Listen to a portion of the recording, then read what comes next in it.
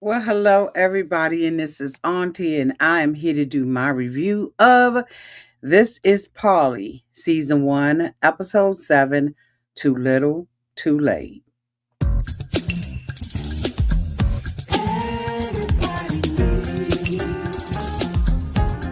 sweet old auntie. Thank you, subscribers, to my nieces and nephews, and all of y'all who have been here through the long haul. Shall we get into it? Oh, yes, we shall. It's time for Auntie Advice. Sweet old. It's time for Auntie Advice. Oh, yeah. It's time for Auntie Advice.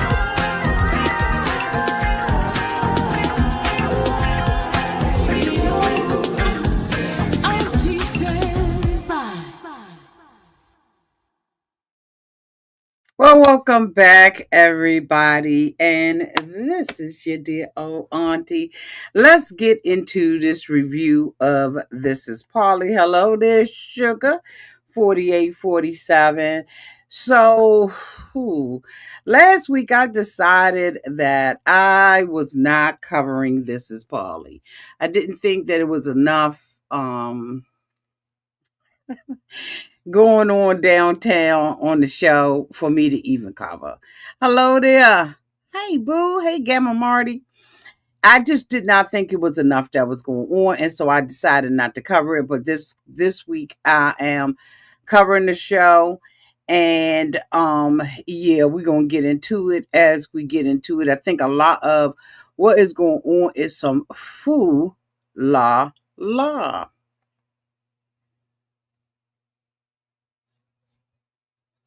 Why are they together?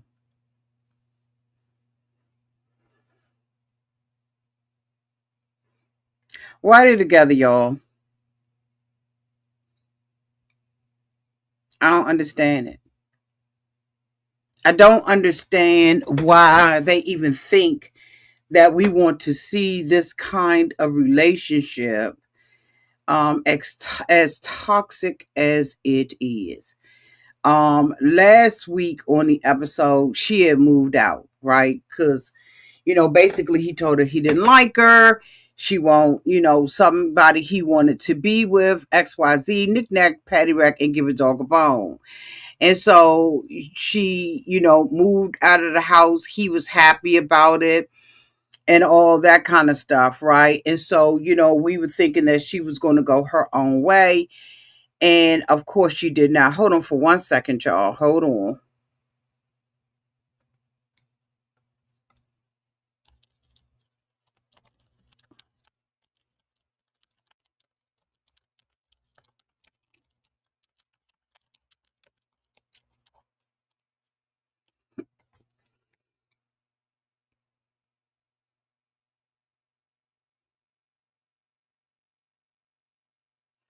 So, basically, BQ is going to live his best life. He is going to have his cake and eat it too with her.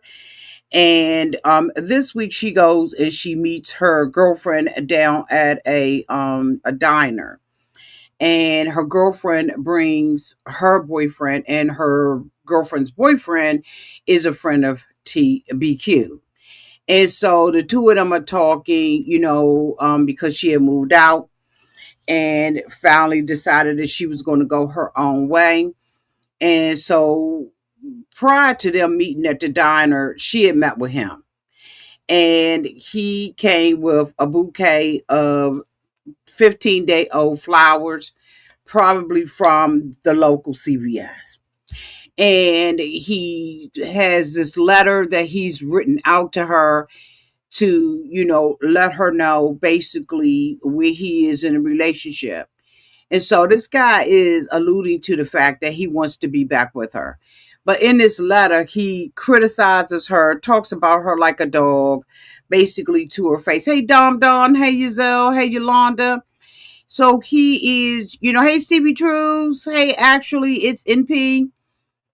He, writes out this letter, and basically he is blaming her for all of the things that he is doing wrong. And she sits there and entertains this. And I'm at this point, I'm like, they just want to fulfill the contract, I guess, with them, because this is just so back and forth. It's so toxic till it's just you almost can't digest the relationship. And the way that they talk to each other and talk about each other is just so deplorable. I mean, it's just TV. It's just all the wrong things about TV, right? Which is why I like looking at Netflix and stuff like that, because most of it is based on true life. Like I have been watching The Worst Ex Ever, and you look at these people who do this kind of stuff, and it's just criminal in some ways to me. That's just my opinion. Y'all let me know y'all's downtown in the chat. But the letter that he gave to her basically was, you controlling, you're doing this, and I can't, live my life the way I want to live my life, and you're toxic, you're this, you're that. I just after a while, I just kind of just zoned out. But then she goes to a restaurant, like I said, with her girlfriend and his friend.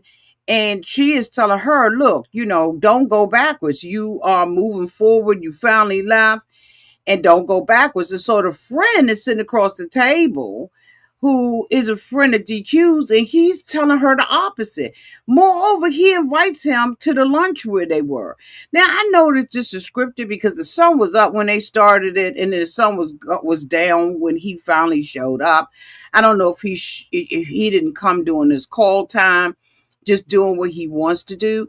And I think that he's just one of those type of guys that think that this is cute and maybe this is going to get him some notoriety in his community. I don't know why either one of them will put themselves out there like that. She has this enormous boobs, right? And she had this shirt on that just like barely covered. She had it wasn't even a shirt, it was like a bathing suit. And it barely covered anything. And I was like, why are these people on our television? I don't understand it at all. And I have been kind of really turned off by this show. You look at these new shows, like there's a new show that's coming out, and it's called some about like dating people who are different ages. Age something. I can't remember. Maybe y'all know downtown in the comment section. But you try them. You try to look at the shows thinking that, okay, maybe I'm going to get something out of this. I don't know. But this couple right here has been a fail, I think, for the whole show. They have really turned me out off, because while we like to see some things, the level of disrespect and drama on the show is unbelievable. It is insulting to one's intelligence. And it seems like it's just something to frustrate me. And so, like I said, last week I didn't cover it. And I'm covering it this week because I just feel like, okay, I owe it to some of y'all who really want to hear me cover this show. But uh-uh. This couple is fake as I don't know what. They are live on TikTok. And it is very much clear that they're together. So last week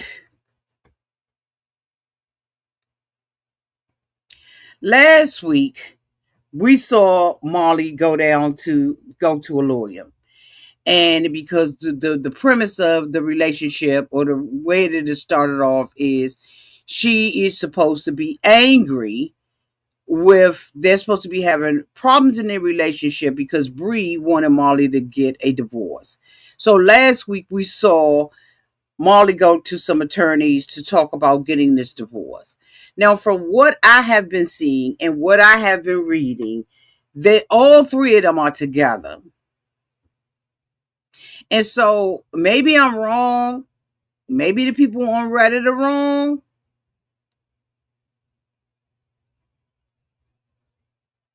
But they're still together. So what are we doing?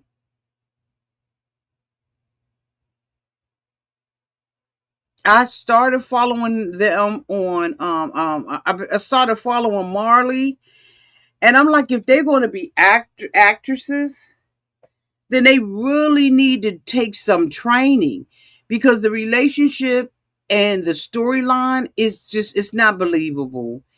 So again, as I said, Molly went to go and file for a divorce. And she sat there and acted like she was hesitating on getting the divorce. And, she had some second thoughts about it. She feels pushed to be doing this by Bree. And this isn't something she really wants to do. But again, I watched them on TikTok and I was like, this is like there's all, maybe I'm wrong, but it seems like they're all living together. Now, from what I've read, and I don't know if it's true or verifiable, y'all verified, I'm sure y'all probably know more than I do, is that Marley's husband was a female, another female. So I was thinking that, it was a male, right? But it appears that it's another female and that this female lives with them. So y'all, please let me know. Bring me up to speed and up to snuff. I don't know why this bra and this little thing is challenging each other. Bring me up to snuff on what is going on in this relationship. Is what I'm seeing on TikTok actually what it is? Because it's another female that Marley, I believe, was married to before. And they all are always together. So in this particular episode, we see there was a cliffhanger in last week's episode where we didn't know whether or not Marley had had signed the documentation. So on this, okay, so Yazil said yes, he's a trans. Okay. Um, Dom said wow, and Yolanda said what, and Sugar said huh.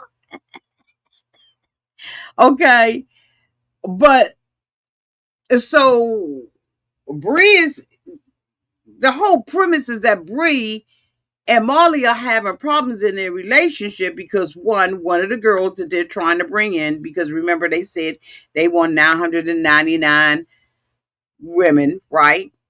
And or partners. And Bree's problem is that she wants Molly to get a divorce. So again, it was a cliffhanger. It don't make no sense that this show is so all over the place that every week that I do the review on it, I have to explain stuff because I think just about everybody confused. But anyway, I digress. This week, Bree is at home. Marley says that Bree moved out of the house, but Bree is living in the attached, a home that's attached to it, a beach house or whatever, pool house. She's living in the pool house, but at the same address, same zip code, same address, same mailbox, same everything. Hey, Beverly, like all of it is the same. She goes and knocks on the door. Bree answers the door. She hands her a package, and she wants Bree to be happy that she brought this up. So Bree is like, okay, what is it? She's like, this is a divorce. I did the papers. So Bree is like, it's too late. It's too late. I asked you to do this a while ago. And so I'm just like, okay, so now what now? So Bree is allegedly not happy about it, not impressed, because she's going out to Los Angeles. They don't say why she's going to Los Angeles. They just say she is. So Bree gives it back to her, gives her the envelope back to Marley.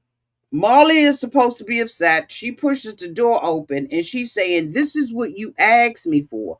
You asked me for a divorce. Bree is saying, but you took too long. But on TikTok, they're together.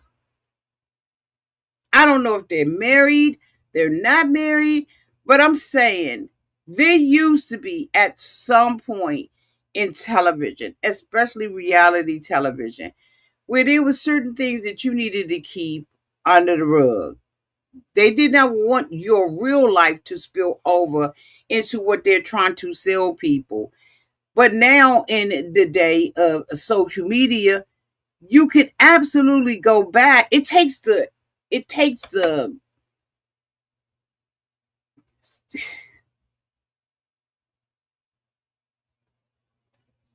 destroys the plot line. And then now you're looking at their acting skills. This is for me. These are my opinions.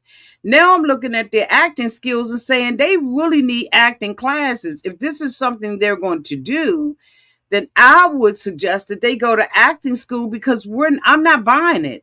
And even if they weren't on TikTok, I'm not buying it, because Bree is too calm, and she's supposed to be coming off as this person who is, from the school of hard knocks, doesn't care, very nonchalant. It is what it is, type of thing.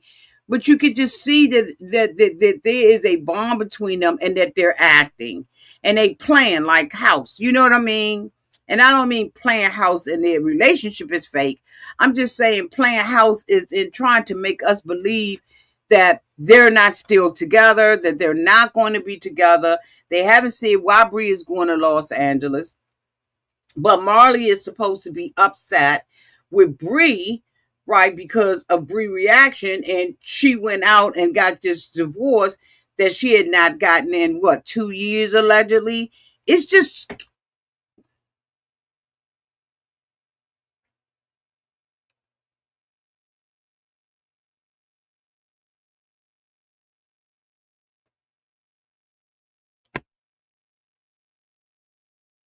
the Yahwehs.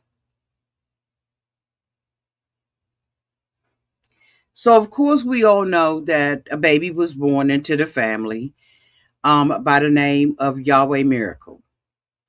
And the baby was, I had explained to you all, in a previous review. I'll make sure I attach that one to this one, either tonight or tomorrow, so that you can see it. The baby was born with some deformities. And so one of the deformities is that the esophagus is not connected correctly to the body, and so the baby doesn't have the ability to swallow, right? And so the baby is still in the hospital, in a NIC unit, and they're preparing this baby to go, into surgery. And so this has devastated the family. In a way, in the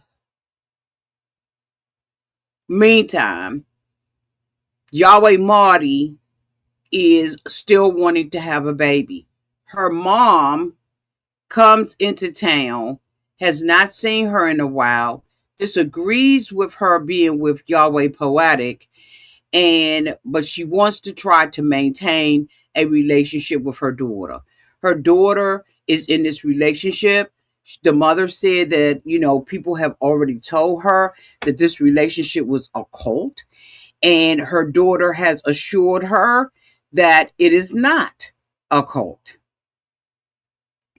And so the mom is going, she said that she, is going out there with Yahweh Marty, but she had named her, something different, because Marty is not her name. I can't remember what the mother said that her name was. Maybe y'all know downtown in the chat. Let me bring the chat up. But I think did she say she named her Nicole? I can't remember what the name was. But the mother said she had named her something different. So she is coming because she doesn't see her daughter as much, neither her grandson, and she is trying to maintain this relationship.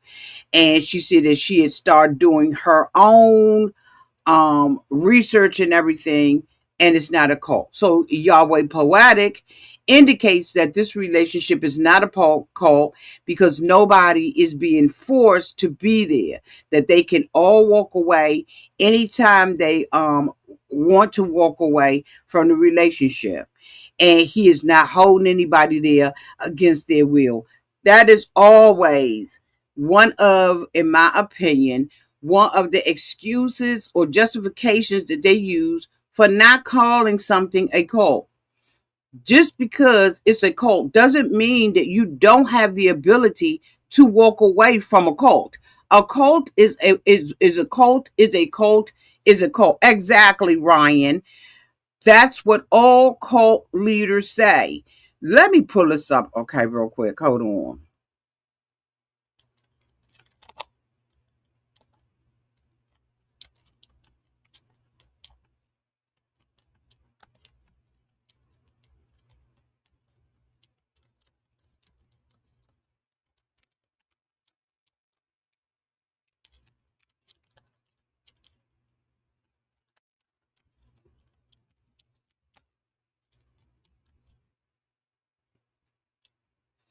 So, this is what I ask. If you can walk away from a cult, does it make it less a cult? What are signs? No, the fact that someone can walk away does not automatically mean a group isn't a cult. Many groups that experts describe as cults don't physically prevent people from leaving. Instead, they rely on psychological, emotional, financial, or social pressure to keep members from leaving. Someone may be technically free to leave, but fear losing their family, friends, identity, community, or even their perceived chance at salvation.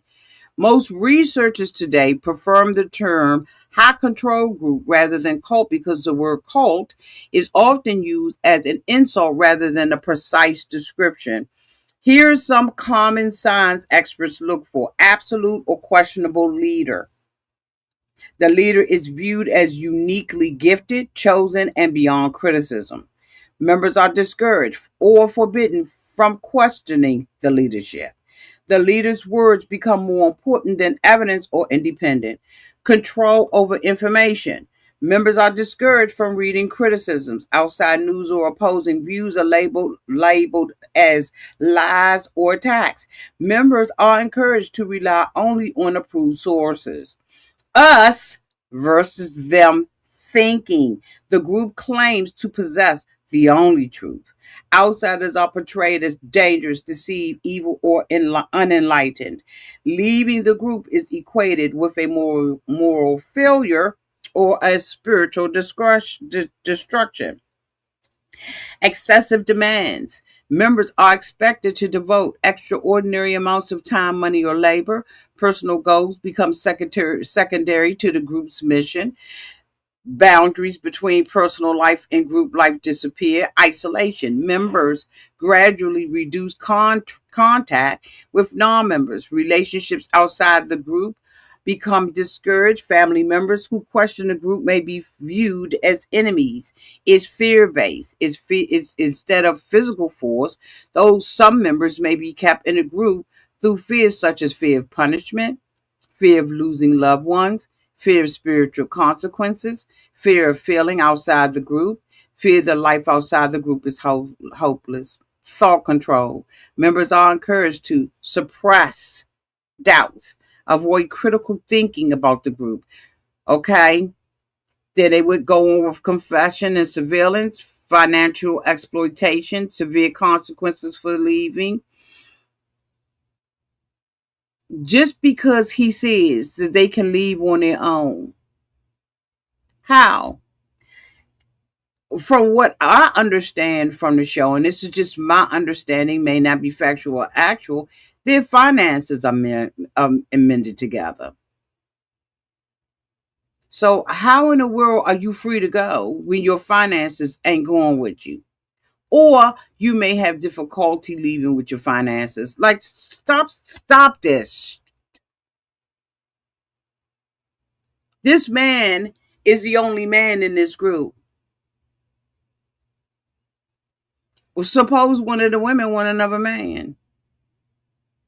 Are they free to have that other man in this group? Or is he the one to be worshiped and adored?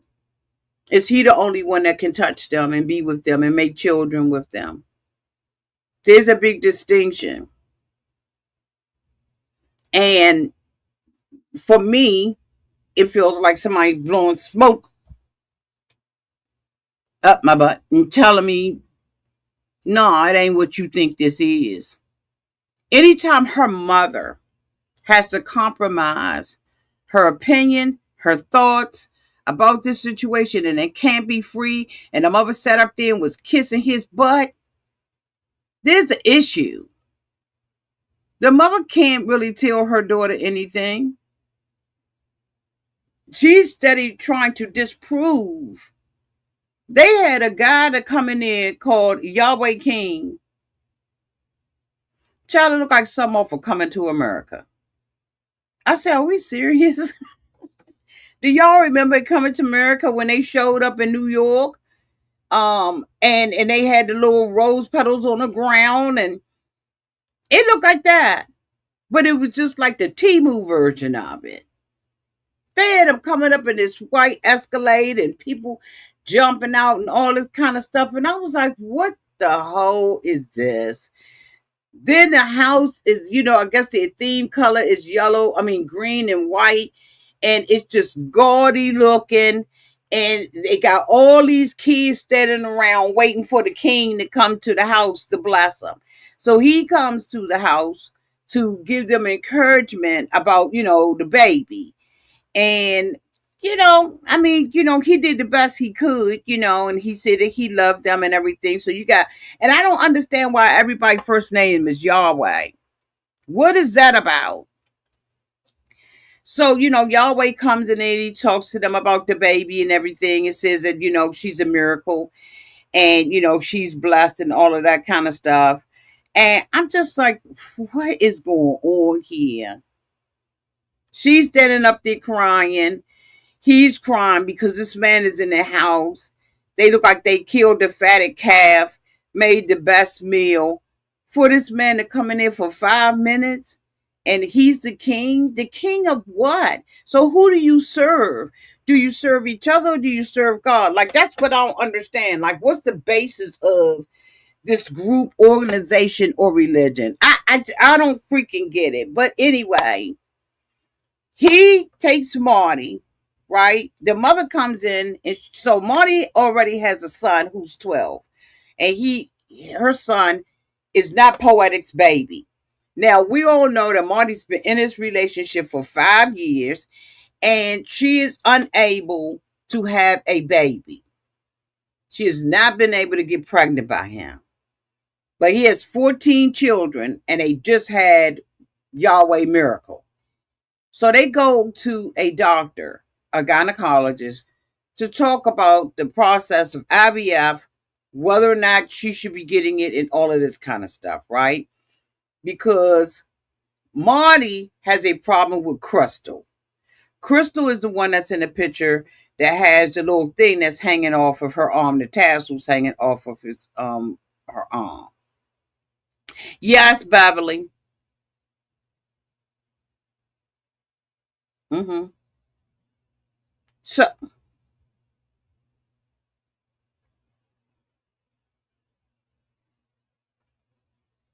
okay.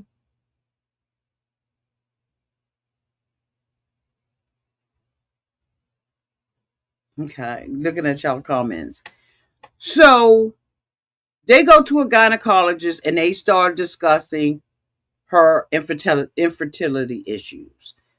And the first thing I said before the doctor opened up his mouth was, I guarantee you, this is Marty, if she gets with another man, she probably will be pregnant in a week. Sometimes God's rejection is your protection. Marty is not happy being in this relationship because of Crystal. The two of them are in competition with each other because Yahweh, I can't think of her name, and Yahweh ain't rocking the boat. They're not rocking the boat. That's on period. So, of course, he is not, Yahweh DeBash and Jasmine are not rocking the boat as far as how much time Yahweh Poetic spends with Yahweh DeBash, Yahweh. Hold on, let me get this together. Because every week I'm explaining this bullshit. Yahweh Jasmine,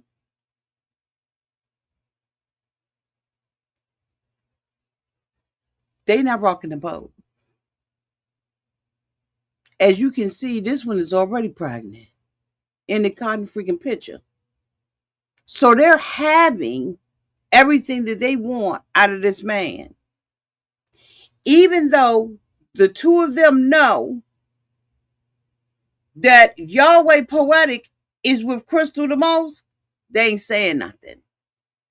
Yahweh Poetic and Yahweh Crystal go to her last week and tell her that they pregnant. So they don't want to say nothing about, she ain't said nothing about it. So she's an insider. Okay? So she's the one that's on the outside. And Yahweh DeBash. But Yahweh DeBash ain't concerned. It's just Yahweh Marty. Y'all catching up? So she's the one that just had the baby. The baby that is in the hospital. They're all supporting her. He goes and takes Yahweh Marty to the gynecologist. He sits there and says, the guy asks what's going on. She said she's been trying to have a baby with him for 5 years, and she believes that there's something wrong with her.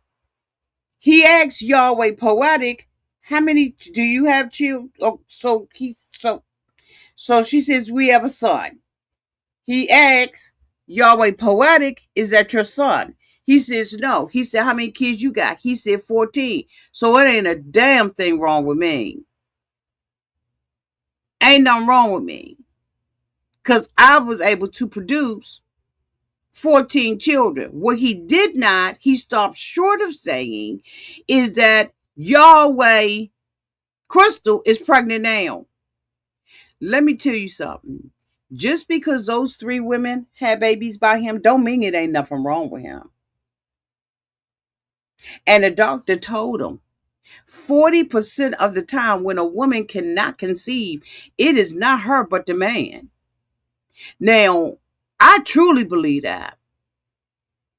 Because I've seen people, and maybe y'all have too, who have been with a man who's had children and were not able to get pregnant, and as soon as they get with somebody else, they pregnant. So just because he's having kids, don't mean ain't nothing wrong with his ass. And the doctor basically told him, but he flung that out the window because for him, 14 kids is an accomplishment. Okay, I stand down. So he said, we're going to go ahead and check you to see whether or not your fallopian tubes, maybe you have a block in one of your fallopian tubes. He said, one of them got to be working because you got a child. And so we're going to check that and, do what we need to do with the, knick-knack, patty-rack, give a dog a bone. So he tells them, it's going to cost you. She said, well, we paying out of pocket, right? We paying out of our pocket. We don't have insurance. How in the basically, she said, that's what I assumed. Maybe they do have insurance. But I'm like, well, 14 children, you need medical insurance. She said they're paying for all of this out of their pocket. Okay. He tells them it's $15,000. Now, here's the thing. Yahweh Poetic know Crystal pregnant.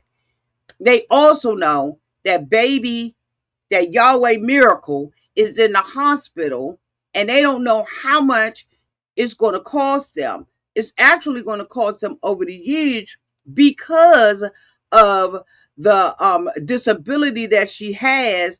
The likelihood, from what I read last week, y'all gonna make sure I connect that video. From what I read last week to y'all, it appears that at 15, these children usually don't live past the age of 15.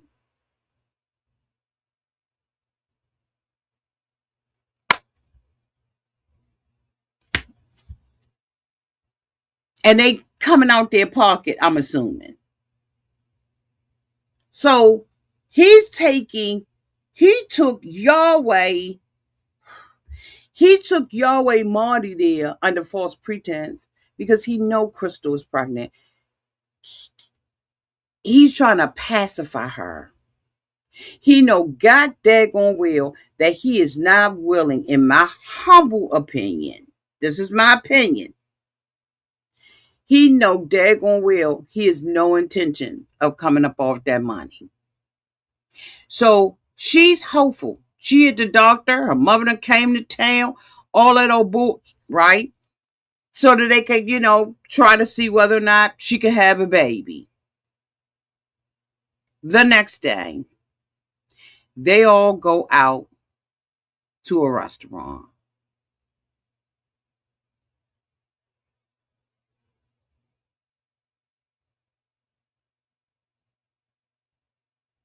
They come in there looking like this. So he got on some kind type of white robe. He said it's their uniform, and when they come in, they get a lot of attention. And he said that people they get that kind of attention is because that's how people want to look. Mother, are you kidding? This what we want to be wearing velvet at all times of the year? We this is y'all uniform.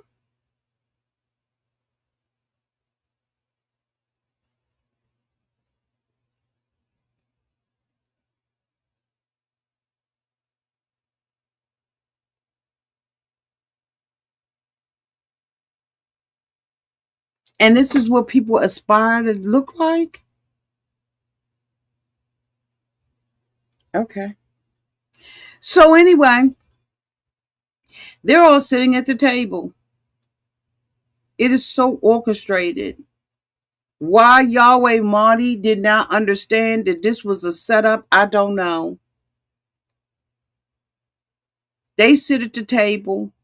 They talking about the baby. They doing a round robin. Okay, so how are you and the baby? X, Y, and Z. So this one here, she's the stirrer. She's the pot stirrer, in my opinion. She asked Yahweh Marty, how'd y'all appointment go? With the fertility doctor, the IVF doctor. So Marty goes on to start trying to give an update, and Yahweh Poetic in front of everybody. Now, mind you, this isn't a cult. In front of everybody, he said, we can't afford to pay for it. So why did we go to the doctor? Now, it looks like they can't say nothing. Now, there's this girl that's out there downtown to the TikTok saying that she used to be in the family.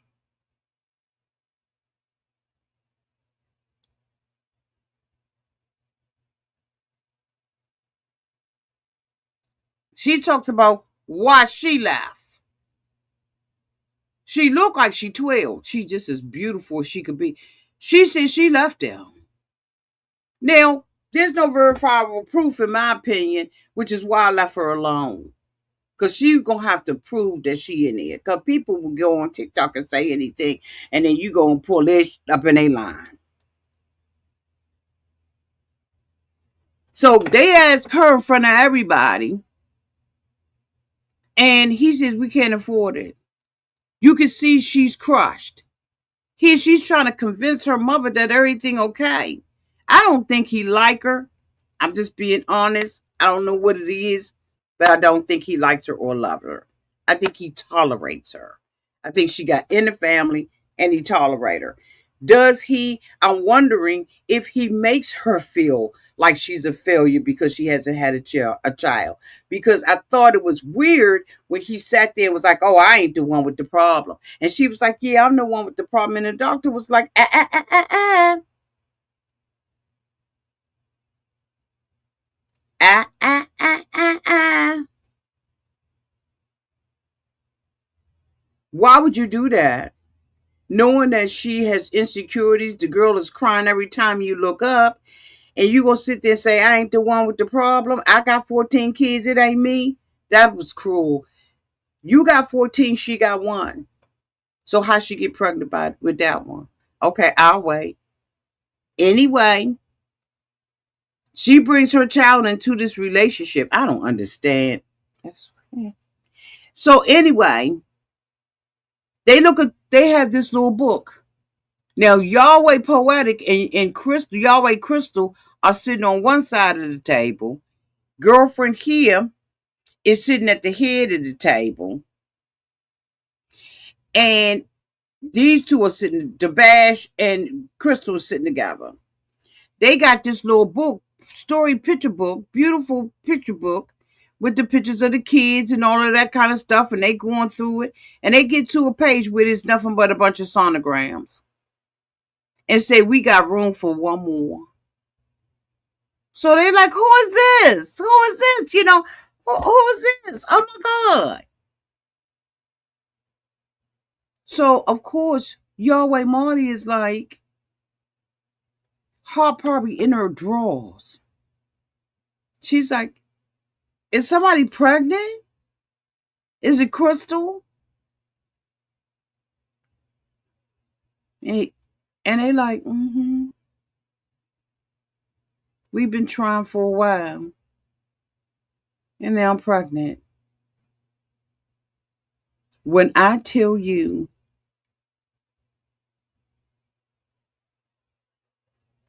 Yahweh Marty tried to keep her composure. They sit there across the table, knowing they got this secret, knowing that little shorty at the end is in cahoots with the three of them. Look how she's standing there. And they drop that on that girl in public in front of everybody. And they do it, as Beverly said, in a restaurant where she don't have no privacy, no intimacy to go on cry her freaking eyes out, to kick and scream, to stab a couple of pillows. She just nothing. You do this in front of everybody at a restaurant. And y'all know this was premeditated because you brought the book with you, with the sonograms in the back. Yahweh Marty sat there as long as she could, and she said, I gotta go. I'll be right back. She can barely keep the tears from coming out of her eyes and just screaming in horror and grief. You just sat there, took her to an IVF doctor, sat at the table and said, y'all can't afford it. And then you roll out the red carpet that Crystal was pregnant. And guess who gets up and runs behind her? Lil Shorty. The one that they already told. I got it. I'll talk to you. Already knew. But see, there's no loyalty among thieves, in my opinion. It was disgusting. You just don't blindside somebody like that. Like, my heart bled for her because if he loved her, in my opinion, that would have been a private, intimate conversation between him and his wife.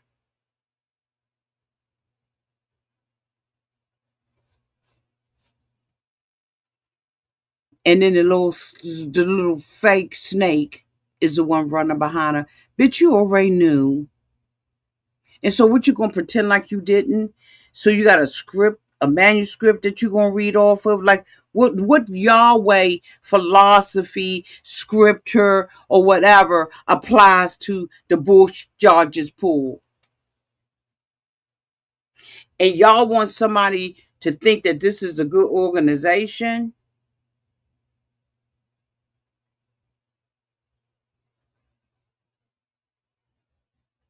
I I I'm so expressive in my reviews because I put myself in other people's shoes. And I'm going to tell you, when she ran out that restaurant and ran to the bathroom, I guess I ran with her. Because that thing, like, that was just a whammy smack in her face. Why have her go to an IVF doctor when you know damn well y'all barely making it? From my understanding, they use food stamps. Thank you so much, Fennery Girl, for the $6.99 super chat. If they can't afford IVF, how are they going to afford the now 15 kids they have, medical bills, school, etc.? Child, you know they probably getting state programs. I don't know. I thought I saw somewhere in here where somebody has said that let me see if I can find it. Because I saw it somewhere on Reddit too. Hold on.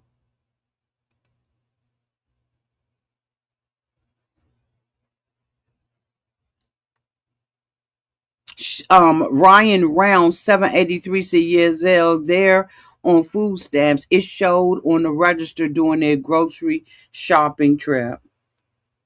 So if that is true, we all paying for their groceries. Are their damn taxes. And probably their medical bills, school, and everything else. If that's true, we all paying for it. Thank you, Ryan. Ryan said, I said it. Thank you, boo. It's disgusting. It's so disheartening how they treated her. Like, I was in complete shock and hurt for her. Like, seriously, y'all, I ran out the restaurant with her. And so, how do we come back next week? And this is the life he thinks someone wants to attain to. I don't know nobody. I don't know nobody. Members, I'm going to have a conversation, a private conversation with y'all about some things. Okay. I don't like this couple.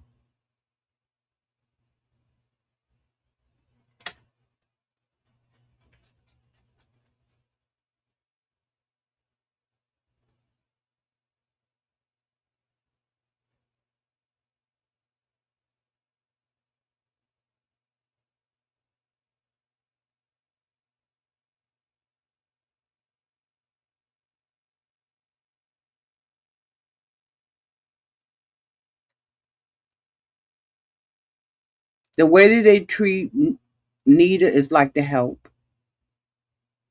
And that's my opinion. And it's like, well, we taking care of your mother. We're taking care of this and we're taking care of that. You should be grateful. We're not leaving you anything. You don't have ownership, stake, or nothing in this. You're just someone we're going to take care of as long as we're going to take care of you. And, we take care of you when we do, and we don't take care of you when we don't. You don't get a will. You don't get a stipend. You get what we give you. We're not having a wedding. We're not marrying you. And you're going to agree on camera that we are not marrying you.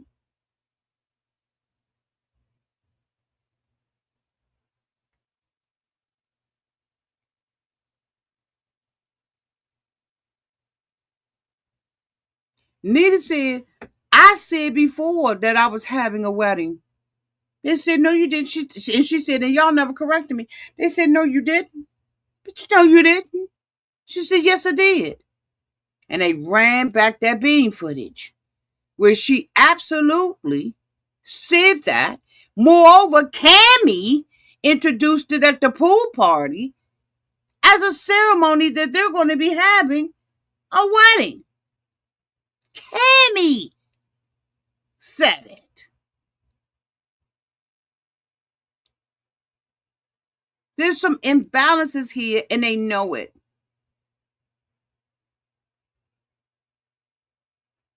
But Nita need to get what she can get while she get what you need. And you need to be putting money up. They're telling her in no uncertain terms, we ain't giving you in this no equity in this relationship. That's what I heard. Y'all tell me what y'all heard. Cause they was like, you ain't getting nothing on the wheel. We gonna stay in this relationship. We gonna take care of you, but you ain't got no equity.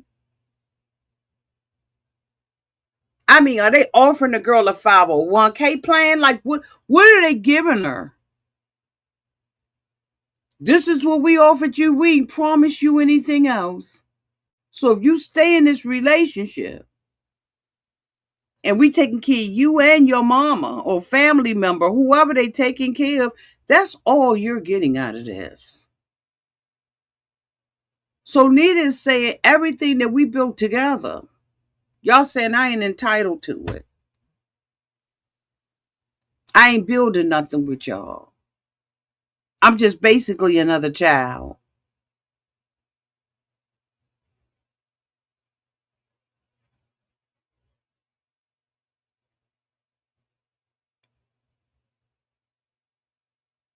So you were in the church. So they're supposed to be having this. And all of this came up because Nita wanted a wedding dress. She didn't want nothing off of Timu. So once she agreed, now Cammy ready to go and get the dress. And it was amazing how Cammy sat there and said out of her mouth, Nita allows me to be who I am and, come out my box. Nita is the one that told you it was all right for you to wear that hairstyle. Look a little familiar with mine, but I'm sure you can't wear kinky twist.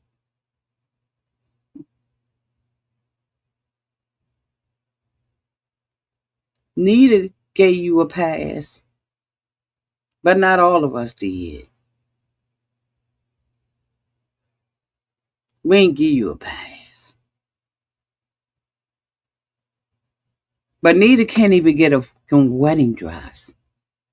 And you got to keep throwing in Nita's face that she can. So we see them at the bridal shop with the daughters. They come out with their dresses on. The lady at the store suggests that Cammy gets a black dress. So Cammy comes out in a black dress. Anita is in like a goldish yellow.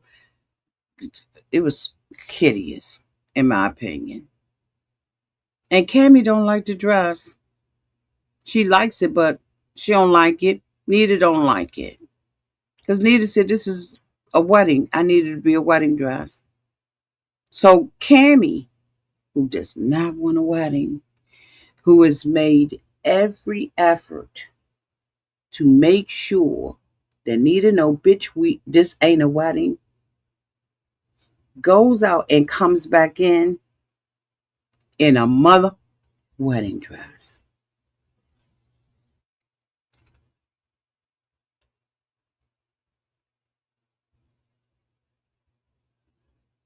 And says, I didn't think I was going to like it, but I love it. And then takes us, not only does she come out in a wedding dress for what is not a wedding, so she's going to a function, a commitment ceremony in a wedding dress.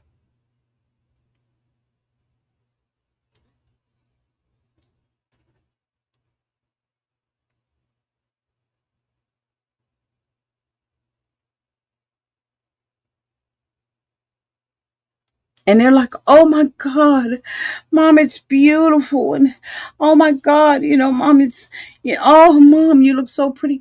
I didn't think I would like this, but I love it. And then she takes us down memory lane and shows us the hideous wedding dress, in my opinion, that she had on. She said she couldn't get a wedding dress. Her wedding dress had to be made. And so now she's going to live vicariously through Anita.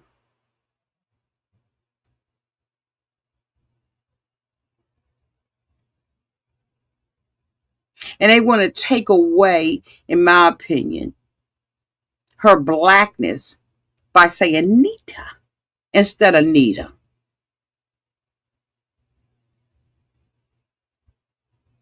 Now she has the wedding dress on, and Nita, oh, I wanted you to be in a wedding dress. You know, what do. Let me tell you, I don't know if Nita's gagging them or what. I have not figured it out and put my finger of opinion on it yet. But I'm seeing some stuff and I'm kind of looking sideways. I don't know if Nita's gagging the girls, if she's gagging the boys. I don't know. But one of the things that Nita said that tripped me out and that I agree with 100% is in 20, 30 years, if they die, I'm going to walk away with nothing and have to rebuild my life because they don't want to commit to doing anything. They don't even want to give me a 401k plan.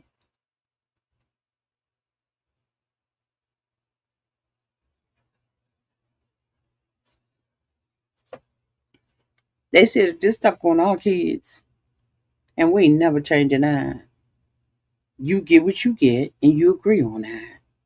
And don't call this a wedding because we don't want to report it anywhere that we may have given you the illusion that you was married without a certificate.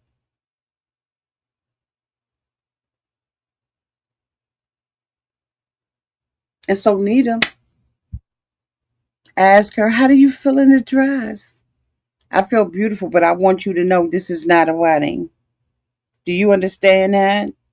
Now, I've only said it 75,000 times, but do you understand this isn't a wedding?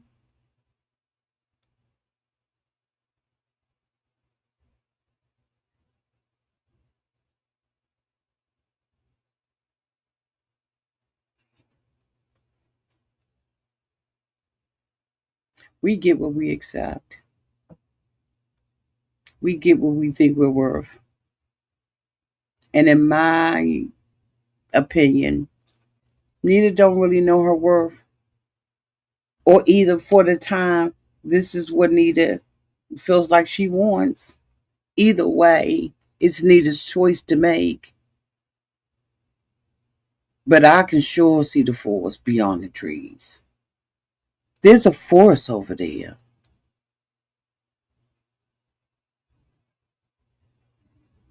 The way that they talked to her was so, in my opinion, demeaning.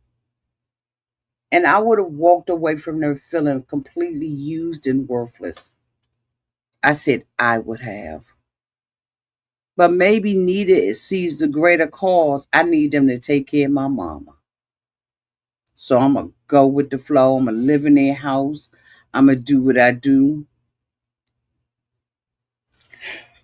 I'm going to fake it. Kill me. I'm going to fake it for my mama. I don't know. But this is weird AF. I think she's doing this for her mother.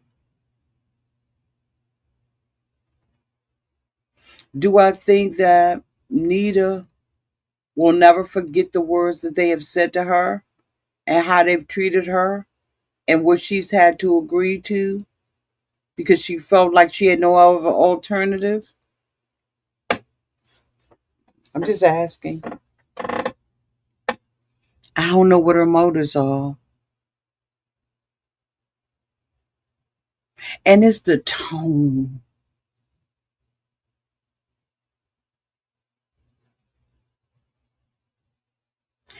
One of the things that I always live by is what Maya Angelou said. People may forget what you said, and they very well may forget what you do, but they will never forget how you made them feel. Because as human beings, we have feelings. Some things you can say pierce down through the heart to the very soul of a man or a woman. And in my opinion, they talk to her like she is subhuman, like she contributes nothing to the relationship. They talk to her, in my opinion, like we all the way up here and you down here. And maybe, just maybe, they don't intend to do it. Man, let's give them that. They don't intend to do it. But it sure to hell comes off as they want to make sure she stay in her place and understand that place.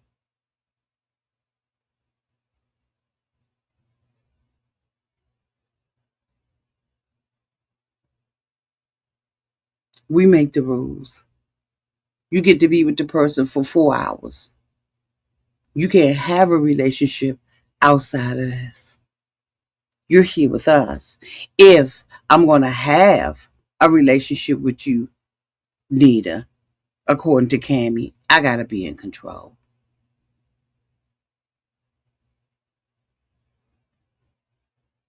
So it makes me side eye Nita. What is Nita's motive for staying in this relationship? Is this love? Or is this mama need her medicine paid for? I'm just sitting here wondering what is it? Because the woman who does not want a wedding has a wedding dress that she didn't even want to take off.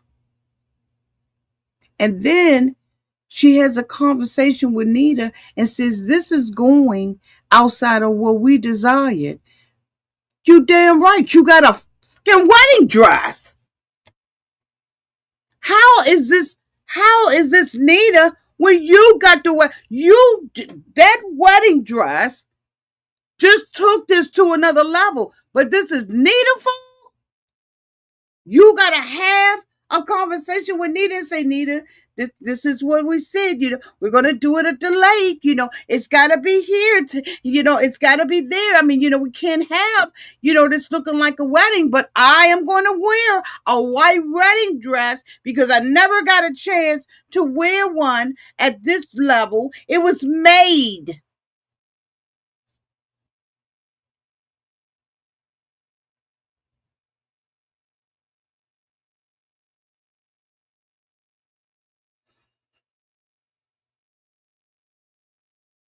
So your auntie is looking like,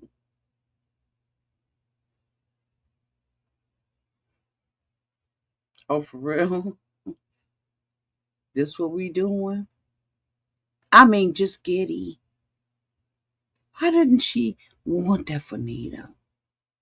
Why doesn't she want Nita to feel like a bride?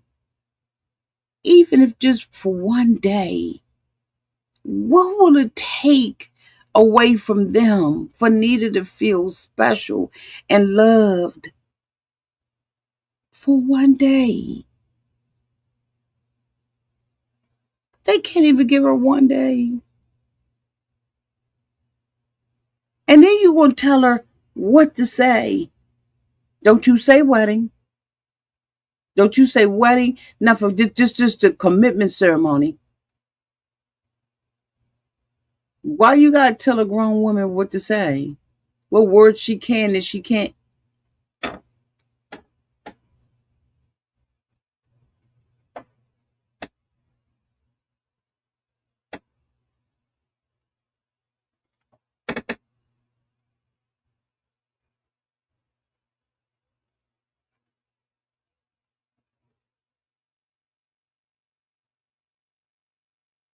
And the husband just coming along. But I'm gonna tell you what I always say. Pillow talk is some of the strongest communication you will ever have. And Nita don't want Trent. She just want Cammy. And Cammy don't want Nita. She just want the, you know what? Y'all let me know downtown in the chat what y'all thought about this episode of This Is Polly, Season 1, Episode 7. Make sure y'all like, comment, and subscribe to the channel if you like what you've seen here. Thank you so much, sweetie, for the $6.99 super chat. I completely and totally thank you for it. Because you know what, this is probably going to help and bless someone else. I really do appreciate every time I get a super chat. I don't take it for lightly. I love y'all, and until we meet again, y'all be safe downtown. Okay, I like that. This is not Polly. Okay, I love y'all, and until we meet again, y'all be safe out there in those streets and in the world. Bye, y'all.